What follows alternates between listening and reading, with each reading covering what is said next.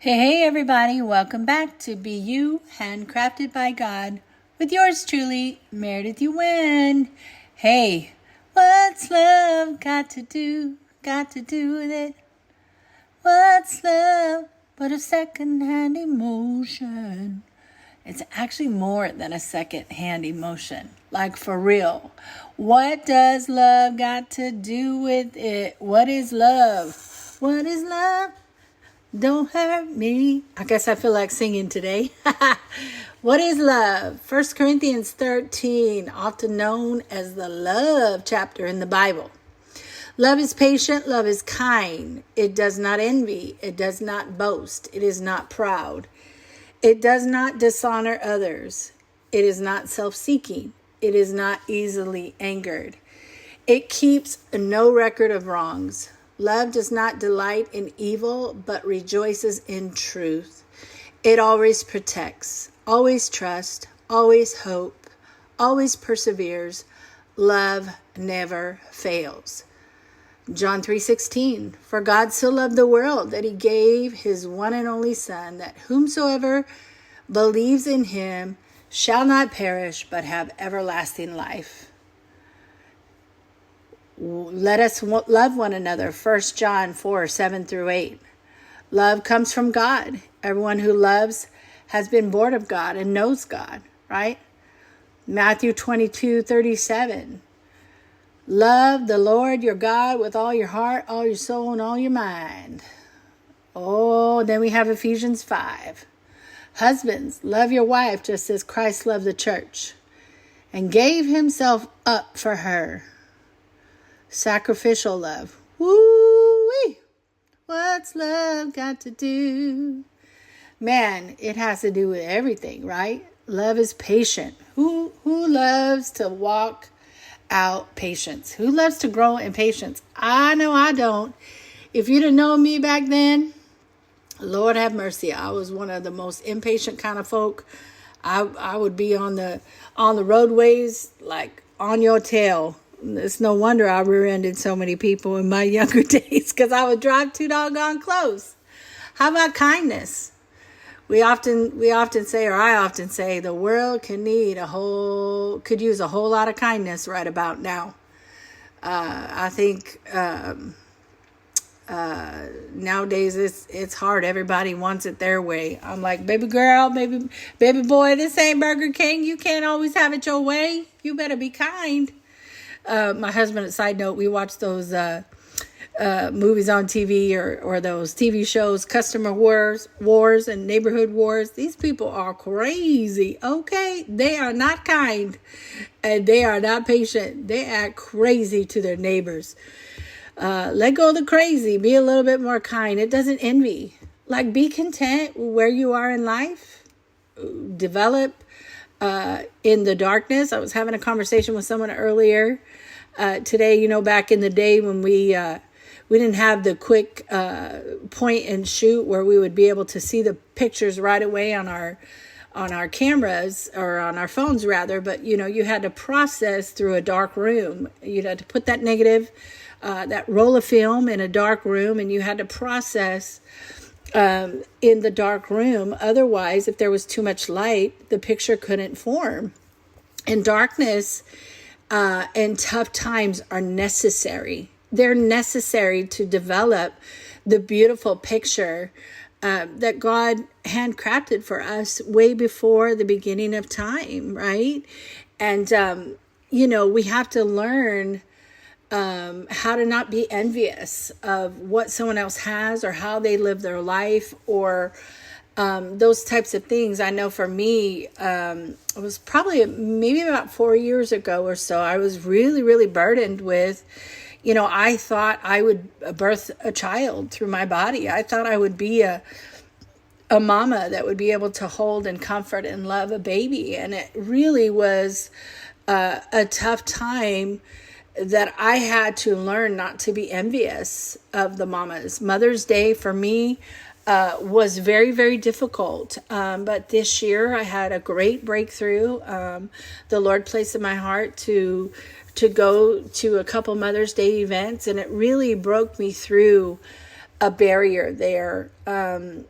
not that I had a space of envy here as of lately, but it just was hard, and it is a easy thing to do, to be envious when there is something that you desire in your life, right? Be it relationship, a child, to purchase a home, to get a different career. The development is necessary to have the character needed for you to be able to be in that space, But when we are growing, it's a constant basis of checking our love walk. If I'm envious, like, how's my love walk? How am I really loving? It's not boastful. It's not prideful. It is, it doesn't dishonor other people. That is a huge one for me. Dishonor, and disrespect.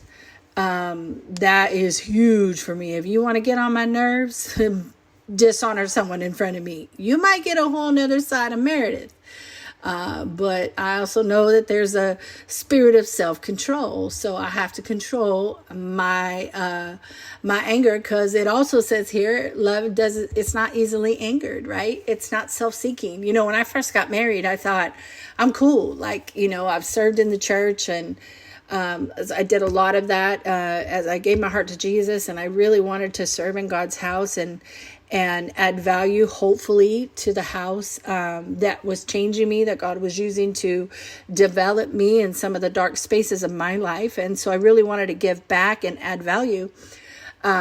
And I thought I was good, right? When we got married, I was like, yeah, I'm good. Like, I'm selfless. I live a selfless, high pride, right? And we get married, and I was like, girl, you are so doggone selfish. And fly off the handle. My goodness, I would get angry so easy. Whew. Thank you, Lord, for growth. But it's in those dark times that developed the character, right? It developed my love walk, right? It doesn't keep record of wrongs. Whew. Lord have mercy. That's one right there. It's learning how to let go. There is something about freedom that once you taste freedom and you don't carry things and you don't have the heavy weight on your shoulders of what life has thrown at you, what certain things have been thrown at you, when you learn that, I got to let it go for the sake of my own freedom. What is that saying? When you're not forgiving, it's like you're thinking the other person is going to drink the poison, but really you're poisoning yourself, because you're walking now in the heavy weights, in the unforgiveness, in the bitterness, right? There is something about just going, okay, God, you know better than I do, and I'm going to do my part in loving, in spite of how I feel, in spite of how I've been treated, because I'm responsible for myself and my love walk. It doesn't delight in evil. Lord, there is no paybacks. God is the one that handles everything, and it always protects, it always trusts, it always hopes, it perseveres. Perseverance is a huge one. And it just never fails. Love never fails. Love should be a foundation of any relationship, and I love the husbands and wives. Okay. The Ephesians 5 chapter, husband, love your wife just as Christ loved the church and gave himself up for her. But it's there's a responsibility also for the wives too. I think a lot of times too, people get married and they think that love is a fairy tale movie, romance story. Love is sacrifice. Love is service. Love is zipping your lip when you want to tell someone off, be it your husband or your wife. I'm talking relational now, or just in general outside. Love is holding your tongue sometimes and just allowing God to do the work, and you speak according to how God wants you to do it. It's a sacrifice, right? It's selfless. It's putting others first. It's preferring one another. I love this here. Love often prioritizes the well-being of others amongst our own desires and own comforts. It's making sacrifices in relationships, careers, or other life's, endurings.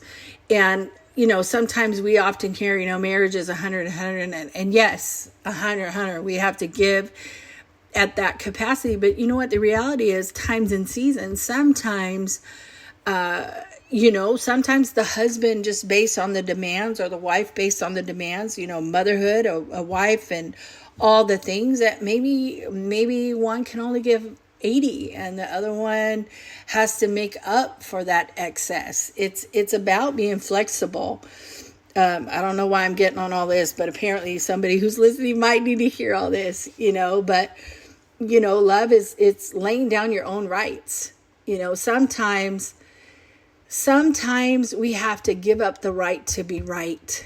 I know that I've heard that so often and in many messages, Sometimes we have to give up the right to be right. Like, what does it really matter in the whole scope and big scope and picture of everything in your life? What does things really matter? I mean, the saying, the little foxes spoil the vine, right? And this is a good one too, like Proverbs, all up in my business, how a nagging wife is like a faucet dripping. Who likes to hear a faucet dripping all the time? That would drive me stinking nuts. But love, it requires and it prioritizes, it requires us to prioritize the needs of others amongst, our own self-interest. And now I'm not saying, give, and not have reciprocation back to you. I mean, that's certainly not what I'm saying, because there is that mano y mano, right? But I know that, I know for me personally, when I am pouring out, and not out of a glass half full or a glass half empty, I'm pouring out of a full space, right? The Bible tells us that our cup overflows. When we're feeling in ourselves and we're taking that time to develop ourselves, and we're taking that space to make sure that we have peace, and we're taking those time outs to make sure that our soul is well. When we do that, friend, I am going to tell you, our love looks different. I can tell you that what my expectations from when I first got married, or, as life has evolved, the expectations of what love looks like for me, it actually has changed. And I didn't realize some areas of growth that were needed in my heart.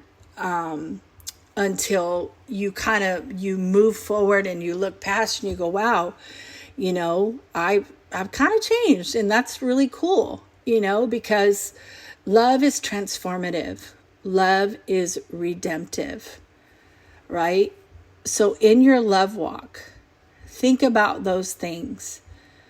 Am I being used as a vessel right now to transform this situation? Or am I like a nagging person that's causing the sound of a faucet water drippings in any relationship? Am I the kind of person that is willing to sacrifice? Or am I the kind of person that takes and never feels like my tank is full, right? But it is not the responsibility of other people to fill your tank. It's not. It's really not. It's my response, it's my responsibility. And once I got that, I realized that my life was full regardless.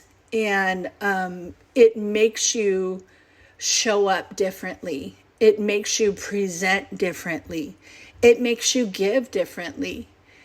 And it makes those around you love you better, because it's not this huge requirement. If I don't do A, B, C, D, F, G, then I'm not going to measure up anyway. So why even try?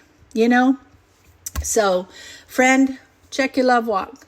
Check your love tank. How are you doing? What does it look like? What adjustments do you need to make? Okay? So check it out. So again, what's love got to do? Got to do with it? Everything. It's got to do with everything. So on that note, I love you.